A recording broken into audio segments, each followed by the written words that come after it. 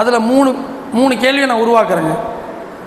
விற்குச்சுன்னா, சிக்கிச்சுன்னா, உரையடிச்சுன்னா. 3 கேள்வி வந்துச்சாங்க. இது யார் யாருக்கும் நடக்குன்னு செக் பண்ணி பாருங்கள்.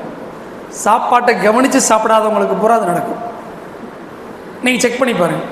சாப்பாட்டை யார் யாரெல்லாம் கவனித்து சாப்பிட்றாங்களோ இந்த 3மே நடக்காது. விற்காது, சிக்காது, புறையேறாது. ஒன்றாங்க, நல்லா கவனிங்க. இந்த 3ல் ஏதோ ஒன்று வந்துச்சுன்னு வச்சுங்களேன், யாரோ உங்களை நினைக்கிறாங்கன்னு சொல்லுவாங்க. யாரோலாம் உங்களை நினைக்கலைங்க, நீங்கள் சாப்பாட்டை நினைக்கணும். ஸோ ஓகேவாங்க மேடம். இப்போ தண்ணியினுடைய தேவையை உடம்பு எப்படி உங்களுக்கு காட்டுது?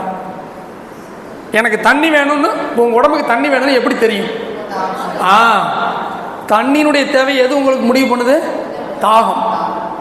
சரிங்க. சாப்பிடும்போது அடுத்து மேடம் கேட்டாங்க, சுவை அதிகமாக எச்சா இருந்துச்சுன்னா எப்படி? உப்பாக இருக்குது, புளிப்பாக இருக்குது, காரமாக இருக்குது, நான் என்ன பண்ணுறது? காரமாக இருக்குதுன்னா நீங்கள் என்ன பண்ணணுங்க? காரத்தை குறைக்க வேண்டும். ஸோ அதுக்கு தண்ணி குடின்னு உடம்புக்கு. தண்ணியினுடைய மொழி என்னங்க? தாகம். அவ்வளோதானுங்க. காரமாக இருந்துச்சுன்னா நீங்கள் சுவைகளை